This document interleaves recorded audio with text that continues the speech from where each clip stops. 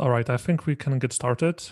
Welcome everyone to our next webinar about crash management by Backtrace. We are joined here by Abel Mathew from Backtrace, and he's going to share some information about Backtrace. So I'm going to give it back to him now. Awesome, thanks. Let me go ahead and start sharing my screen here. Thanks everyone for joining today, whether it be live here on Zoom or on YouTube, or for anyone watching this after the fact. Today we're going to be talking about crash management for game studios. Just briefly, I'm Abel Mathew, co-founder of Backtrace, where we're building a crash management solution. I myself am an avid gamer, first starting out with Counter-Strike 1.6 as the first person shooter that really got me addicted to gaming. Today, we really wanted to talk about Backtrace and the idea of crash management. But before you really dig into that, it's worth double clicking or really zooming in on the idea of why crashes matter to gaming. Quality is really a matter of how successful your game is, and game crashes directly indicate the quality of your game. Here you can see a graph or a table where there have been games out there that have done 5x multiples on their initial investment, whereas there are other games that just barely broke even. And you can see a direct relationship with the Metacritic score and their first year or immediate revenue. Negative game reviews directly affect the, the long term as well as the immediate revenue projections for your game, and crashes definitely affect the reputation, and reputation matters. Not only do crashes matter to your reputation and the long-term and immediate revenue of your game, they're also very much reputational. They'll frustrate both your players and your engineers. When your game crashes, you have angry gamers, which could lead to lost revenue, people who are hating on your game in forums, and ultimately a less successful game. And so the premise of this talk is that game crashes matter, and the content of this talk is really to talk about Backtrace and our technology on managing those crashes. I want to be clear here when we're talking about crashes, we don't just mean fatal exceptions or things that cause your game to stop operating. This can also include non-fatal exceptions. For example, receiving a 403 response from an ad request. These errors, ultimately what we're calling crashes here in this presentation, do matter to your game. They matter to the operation and the quality of the game, and they are encompassed by what data is being captured by Backtrace and ultimately what data we want to use to help us resolve the issues with our game. So today we're going to be talking about Backtrace for gaming. Just to start off, Backtrace is a true cross-platform, cross-engine crash management system. It can be used for mobile games, it can be used for your console, as well as desktop games as well. So whether that be games developed on with the Unity engine, Unreal, a custom engine, or the like, whether they're for Windows, Mac, iOS, or Android, you can use Backtrace to be able to perform crash management. It's used by major game studios throughout the development of the lifecycle. So it's not just for post-production, it's not just for alpha or beta games, but it's also used during the development and pre-production of your game. Backtrace integrates creating into tools like Slack and Jira, creating the ability to automate the full lifecycle of crashes as well. With all of these features of being cross-platform, integrating into the various tools, and being used across a lifecycle of games, a lot of different studios use Backtrace in many different ways. First being, for an upcoming feature or a game launch, really understanding the stability of that game version or that feature prior to launch. When you're developing a new title and you're doing your initial release, Backtrace can help give you early warning signs so that to make sure you don't have any issues before you do that release. Additionally, Backtrace can shorten the feedback loop for your crashes during gameplay testing. So being able to collect that information while you're doing gameplay testing so that you can really improve the iteration speed and get your game released faster. We're used across a number of different titles at a number of different studios, whether they be independent studios on the mobile front, or large studios on the mobile, game console, and PC front as well. Today, I wanted to really break down crash management and how Backtrace works across 3 different facets of the lifecycle of crashes. The first being this idea of capture. And I really want to present this as a best practices type of talk as well, because Backtrace was really centered around real problems, real pain points that we saw game developers and game studios encounter when dealing with crashes. On the subject of capture, true cross-platform data capture not only means that you're able to capture crash reports across these platforms, but it also means you're able to capture the relevant data on each of these platforms as well. So it's not just the crash report or the crash dump. It's also being able to collect operating system and system information, memory utilization, screenshots, internal data to the game like game ID, session ID, and the like. Really, this is about capturing the data you need so that whenever you're investigating a crash, you can come back later to this data and be able to resolve the issue. You have the data you need so that you can be able to do pattern matching and hypothesis testing, as well as gathering the data you need so that you can correctly prioritize the issues as well. I'm going to go ahead and jump into the Backtrace view. Going forward throughout this talk, I really want to interweave a demo of Backtrace while we're talking about some of the functionality and best practices that I'm mentioning. Here we're talking about capturing the relevant data. So here I have a demo Unreal game where I'm capturing the call stack across all threads. Here I've got a single thread and I've got my call stack here where I can see line numbers and the source files affected. And the real power behind Backtrace when you're comparing it to either existing internal solutions or other solutions is the fidelity of the information that you're capturing. So I can see a number of different attributes that are being captured at the time of the game crash report. Backtrace allows you to add unlimited number of attributes so that you can fully characterize or fully describe the environment in which the crash happened. Everything from how much RAM was being used, how much RAM is free on the system, to which version of Direct3D was being used if you're on a PC as well. This is all super relevant as you begin to dig into the issues at hand. Additionally, the data that's being captured here, you can see the Direct3D exception that's being thrown at the time of crash. You can also see a set of attachments associated with it. So we can capture the log emitted from this game at that time, as well as we can download the raw dump as well. So I can load this into Visual Studio, for example, and see it alongside my code as well. All of this data is available at your fingertips within the Backtrace interface. If I want to add a comment so that anyone else looking at this issue can get some of the insights I have, then I can easily do that here as well. So here, capturing in context also includes the context from other team members as well. So, I can tell one of my team members, Mark, that, I think this issue has to deal with old NVIDIA cards, as an example. I can post it against this, and now anytime Mark or anyone else looks at this, they'll also get that context as well in the form of my knowledge about the issue. This idea of cross-platform data capture and being able to do this across all systems is super important when you need to be able to investigate the crash. And the platforms, just to mention them again, that we support all major modern consoles as well as next-gen consoles, mobile, as well as PC as well, Windows, Linux, and Mac. Now, when we go on to further next best practices, we really want to talk about investigation and analysis. We'll be spending a good amount of time here because once you've got the right data at your fingertips, it's really about what you can do with that data. What sort of insights can you gain from that information and how can it improve your ability to resolve the ultimate crash? When we break down investigation and analytics, it breaks down into what I'd like to think of as 2 main actions here. First is this idea of grouping and deduplication.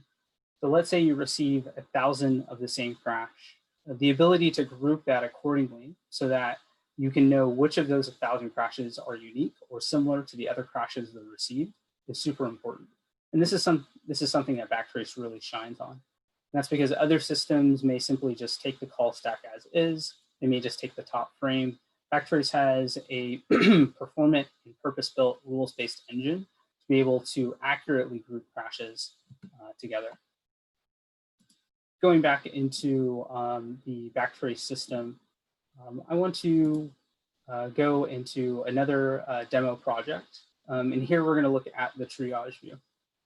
For this triage view, I'm really only concerned with PS4 crashes. And even though I've got a single project here, my Unity demo, that has PC crashes, WebGL crashes, as well as PS4 crashes, all for the same project, I'm going to focus specifically on PS4. So I'm going to go ahead and load only PS4 crashes. And here you can see in the filter bar, I can do filtering based off of any attribute that's added to my crash reports. So if I only want a specific version of Direct3D for PC crashes, a specific version of Unity, I can easily filter the crashes that I'm looking at based off of this.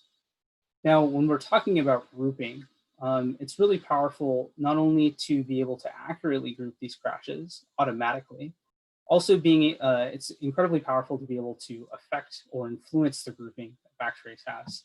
And you can do this in two ways. The first most obvious way is, let's say I have these two crashes. I'm going to go ahead and look at these crashes, and I can see the call stack here.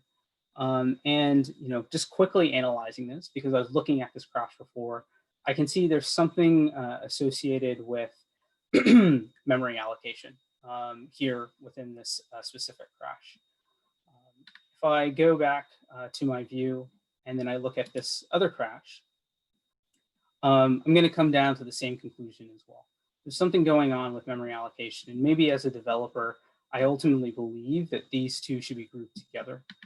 What I can do using the Backtrace system is, even though this one is in progress, because I can see someone is assigned to it, my colleague Ian, and this one is open, I think they're the same root cause. I think they should belong to the same investigation. I can click on both of these and I can merge these two issues. Now, what will happen is whenever a new crash comes in, they'll belong to now this single logical group. And so with Backtrace, you can influence this grouping. Additionally, you can get more granular grouping as well. So let's say I'm looking at these crashes and I ultimately want them to split into different groups as well. So what I can do here is I can add what we call deduplication rules, where no matter the platform or the language, I can add a rule to tell Backtrace to either ignore or specifically look at frames. And I can tell it to look at specific components of the frame as well, whether it be the object, whether it be the line number or the like. I can add these rules and it can influence the way that Backtrace is grouping these crashes together. This kind of influence and customization will help you get better grouping. And when you have better grouping, it allows you to really trust each of these rows and each of the groups that your crash management system is creating. So when I have really good grouping, then I can easily associate each of these crash groups with things like tickets. And I can trust that those tickets belong to kind of the same root issue or the same root cause. When I associate these crashes with things like tickets and open these up into my ticket management system, then I can associate it with users. I can see which issues are in progress. And in fact, I can do workflows around this, which we'll look at in a bit here. Additionally, I can easily view attributes of each of these individual groups. So if, for example, I wanted to look at any of the attributes associated with these reports on a per group basis, I can easily see that in the triage view. When I dig into each of these groups, I can see who's assigned to it, and I can also view individual instances of this crash. I can see that this first happened 7 days ago, but it was last seen about 15 hours ago.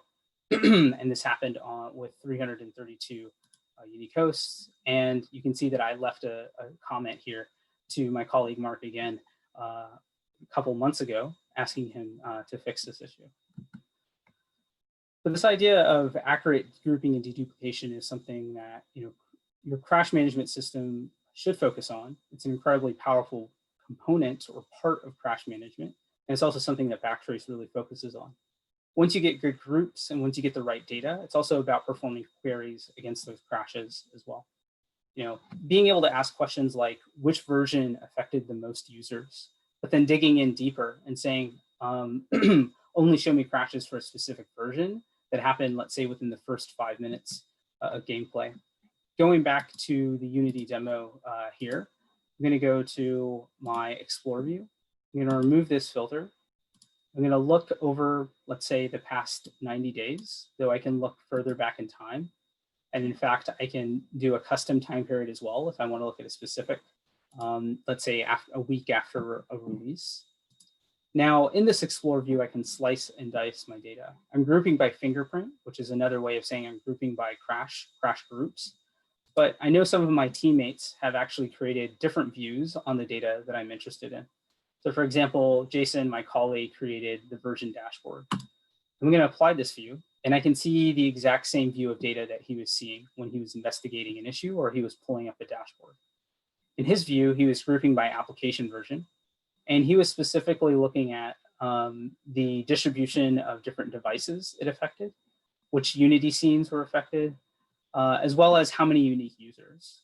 And this can be powerful if, for example, I want to group or sort based off of the number of unique users. So specifically sorting, I can see that my buggiest version by this metric, number of unique users affected, is 2.1.0. Of course, I can sort by any of these columns, which you can do in Backtrace as well. But then there's this question of, okay, I know 2.1.0 is the buggiest. So what I really am interested in is, one, let me only look at crashes from the specific version. So I'm going to filter on that. I'm going to group by fingerprint, which lets me see the different groups of crashes. I'm going to go ahead and add an aggregation so I can see the call stack associated with each of these groups here. And so here I'm looking now at the call stack associated with this. And now I want to ask the question, okay, of all of these crashes, which ones only happened or which ones happened within the first 5 minutes of gameplay? So the game was only up for 300 seconds or less. This is just an example of really being able to leverage all of the data that's associated with a crash report and easily being able to search and filter based off of it. Again, whatever attributes you add to the system, you can easily filter and create queries against as well. So any of these attributes that are available to you, such as platform, which operating system, memory utilization, and the like, for any of the views that you have.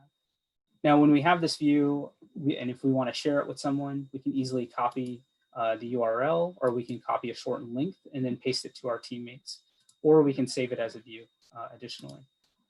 So this really lets me improve my prioritization because I can improve it based off of number of unique users, as well as improve my visibility and pattern matching against these crashes.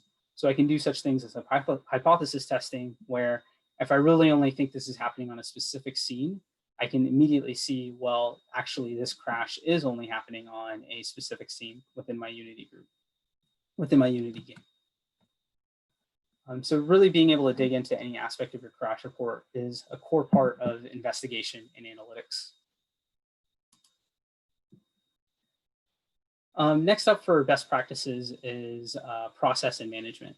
So we've got the right data in the Backtrace system, and we're able to slice and dice that data so that we can really dig into what the root cause might be so that we can prioritize effectively. But now that you have all of those tools, what Backtrace does is it provides now the next level of tooling so that you can automate the workflow around your teams, your processes, and the like. So looking at Backtrace, I'm actually looking at a different system now where this is our core Backtrace system running on Backtrace components. With Backtrace, you can integrate the system into a number of different tools. So as an example, here are a sampling of some of our integrations here. And as you can see, we've set the system up with Fabricator, a webhook, as well as Slack as well. Now, with these integrations, you can alert your team members, or if we actually look at this specific example, we can see that one of my team members has set up a specific Slack integration so that he gets pinged. He says that he wants to view all of the different attributes as well as different classifiers. He wants to see it for every single crash that comes in. But the real power here is that he can now choose attributes that he can filter or exclusively include with crash reports. So he is currently filtering on hostname. So whenever a hostname includes Backtrace IO, we want to filter that away. But if it's anything else, because these are logically ended together, go ahead and directly ping Sherwin, who's the individual who set up this integration. So as all of your teammates are able to quickly and easily set up these integrations and automate this workflow. Imagine you're a team lead and you set up one of these integrations to message you every time a crash from a new version happened. In fact, that exact same workflow and integrating into something like your ticket management system, like Jira, is something that a lot of folks do with Backtrace today. So what we've done, I'm actually going to remove these filters here so we can see more data. We've integrated Backtrace into our own ticket management system. Now, this issue is in progress. When you integrate Backtrace into ticket management systems, it syncs the information between the two systems. So if, for example, I were to resolve the issue in this downstream ticket system, then it would show up as resolved here, which is a really awesome way to be able to see, is someone looking at this crash? Even though this is my most popular sort of highest crash in terms of errors, number of errors, someone's currently looking at this, which is this individual here. Now, if I only want to look at specific issues that are unresolved, then, for example, I can look, or I should say open, then I can look at all crashes that are open at the moment. And so these are all the crashes that don't have a ticket associated with it, and there's no one assigned to it. And so this is an easy way for me as a manager to quickly say, hey, I think someone should be looking at this because it happened 577 times over the last 7 days. But for these issues that that are currently in progress, let's say this individual says that this issue is resolved. He can go and resolve it in his ticket management system like Jira or the like. Additionally, we can set resolve until. And so this can be time-based. So essentially resolve this until a week later, which is far more useful when you're using the mute functionality. Or you can do this where you can resolve it unless you've seen a crash in a version greater than, let's say 3.0.2. So if I see a crash that comes from a version greater than 3.0.2, then it will reopen the ticket, both in Backtrace as well as the downstream ticket management system. And this is just one example of automating that workflow that you're doing day in and day out around crashes. Additionally, with saved views, you can automate your dashboards, your stand-ups, and the like, so that you can easily pull up a view of your crash reports very easily for any of your meetings. This idea of processing management and automating the process around solving crashes is really centered around, now that you have the attribute data, now that you've captured the right crashes, you can sync this data between your systems. Additionally, you can flow that data into the different systems that you work. So you can get alerts specifically to Slack. Additionally, we've seen, going back to this demo, a lot of folks integrating Backtrace into downstream systems as well. So if, for example, you want to set up a webhook as well. So you can set up a web server that receives this information, which then ultimately pushes that down into your other downstream systems as well. Now, when you're dealing with crashes and you're dealing with process, another aspect of processes around crash management and resolving them is also symbolication as well. This is more on the pre-crash or during the development phase or when you're doing a release, but Backtrace includes a full symbol management system. So for example, you can integrate Backtrace into your third-party symbol servers. In fact, Backtrace automatically comes with a number of symbol server integrations. So for example, we'll pull, if available, we'll pull down relevant publicly available Windows systems for your PC crashes. You can easily integrate Backtrace into your symbol server so that you don't have to upload symbols. And Backtrace will intelligently pull down the right symbols when it receives crashes to be able to resolve these issues. You can set up as many symbol servers as you'd like to. And additionally, when we're processing crashes, we'll show you if we receive crashes that are missing symbols. That way you can easily upload those symbols and reprocess the objects so that you can get full symbolicated crashes, no matter what the platform is, for example, iOS, Android, or Windows and the like. So this idea of processing management not only includes the idea of processing and workflow around crashes, but also all of the additional supporting systems like symbol management as well. So I wanted to quickly go through this last aspect of Backtrace, which is when you're doing analytics on crashes and when you're trying to get insight into issues, there's some deeper functionality that's part of Backtrace that's really centered around the power user workflow. So I already showed you the Explore view and being able to dig into issues. But if I go into our Backtrace system here and I look at crashes over the last, actually, let me go ahead and look over the last 7 days. I'm going to the Explore view, and this is how I can slice and dice my data. I can see the number of errors. I can group by various number of crashes, but I can also do different visualizations as well. Let's see, I just want a straight list of my crashes. And so this will show me all crashes of the last 7 days.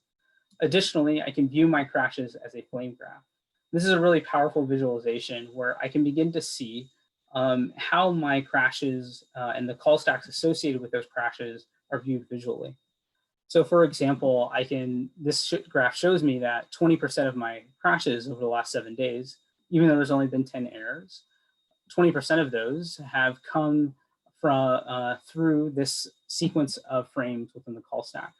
So 20% of my crashes called this function, then called this function, and the like, where the y-axis represents the the sequence within the call stack, and the x-axis represents the proportion of that sequence of frames within all the crashes that I've received. This can be an incredibly powerful view if you're trying to understand the distribution or the variation in your crashes across a specific time period or a specific project. So for example, if I look at this over the last 90 days, I can see I had one crash that actually affected most of my crashes, and they all came from one specific group. But if I go down to the last 30 days, I can see that the influence of that greatly decreases. I can filter and I can zoom in on any of these. So if, for example, I only want to look at crashes that came from route task and then went down, I can zoom in here. I can filter to any of those frames very easily by clicking on this, which also shows that for any of the crashes that I have, I can do contains operations. I can also do regular expression-based operations as well. The call stack, and then I can do a regular expression. And just to be simple here, I'm just going to say contains route. So now I'm only looking at crashes that contain route as well.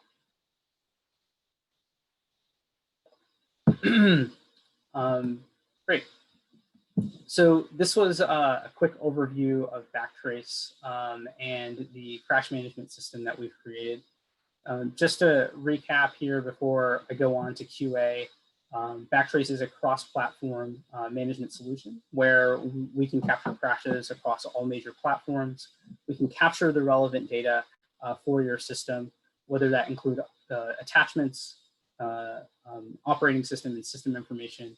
And then we let you slice and dice that data to be able to do analytics as well as automate your workflows as well.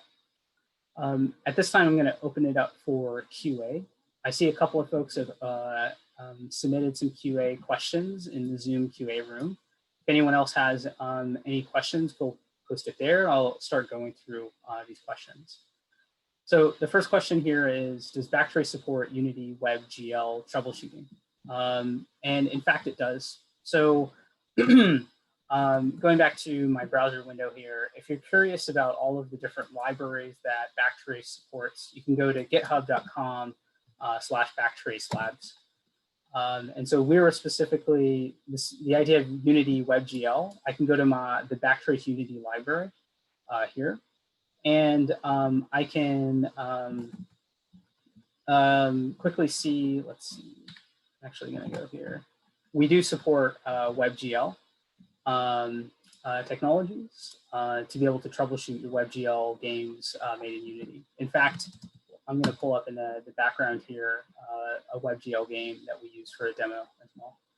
The second part of the question says, can we use Backtrace as an analysis tool to find out what resource is holding up in the browser heap memory? So at the moment, we don't do full memory analysis, so you can be able to see such things as heap analysis.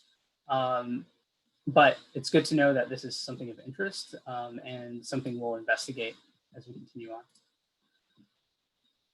So as part of this question also that I wanted to show you all is to show you what it looks like to integrate Backtrace into your Unity project. I'm going to wait as Unity opens up here. And so here is actually a WebGL game, just a quick asteroids game that we created here. So first up is, how do you install Backtrace? So Backtrace is just simply a package that you can install either via the package manager within the Unity editor, or you can download the package here in our GitHub repository and then simply place that into the directory where your Unity game is. Once you've installed the package, you'll be able to easily add the relevant assets. So first, what we'll want to do is create a Backtrace config. So I can go here and go to create. You'll see Backtrace and configuration. This Backtrace config is how you can configure which Backtrace server to submit your reports to. Additionally, you'll see configuration options such as, do you want to influence how crashes are grouped together, like the deduplication, as well as the Backtrace database, where you'll be able to set the maximum number of records as well as a retry interval. So let's say, for example, if you're creating a mobile game and you lose internet connectivity, this is a way to configure the behavior during that time. Now, once you've created the configuration, then you can add the Backtrace component to your to your game. And what we're going to do is we're going to add the Backtrace client, which I've already done down here. And then I can move my Backtrace configuration over to there, and then that's all I have to do. Now Backtrace is configured into my game. There's a number of preliminary steps on, for example, when you're setting up your the versions, etc. So things like mono, IL2CPP. All of those, when you're setting up your Unity project, that can easily be shown here under the integrating your into your project section of the GitHub repo. Once this is set up, now whenever an uncaught exception occurs within Backtrace, you can easily, that will automatically be sent up. Additionally, we provide an API where you can send up managed exceptions as well. So you can explicitly send reports. So even though you gracefully handle an exception, you can still send a report so you can see that data within the Backtrace system. Now within this example, this WebGL example, we can actually go to the Unity demo here, and I'm actually going to just quickly look at this crash here, which was an example from this same game that we were just seeing. And this is from the mobile version of that, as you can see with the iPhone. If I go ahead and actually look down here, I can see this is the OpenGL version. So we can use Backtrace across all of these platforms and easily see crashes across all the different platforms that my game is being used. So you can see such things as the web browser and various other information here. So example, the exception code as well. Are there any more questions?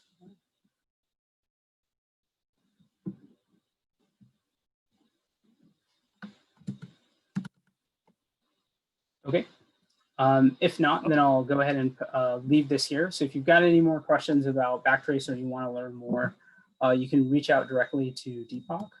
Additionally, we have this website, Backtrace IO for Unity, where you can see more information, get some documentation, as well as go directly to the plugin documentation as well. And you can also start a free trial.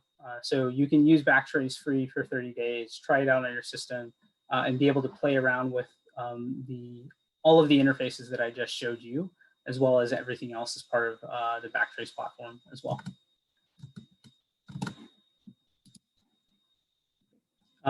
So if there are no more questions, then I'll go ahead and hand it back off to the Unity team to close off the webinar.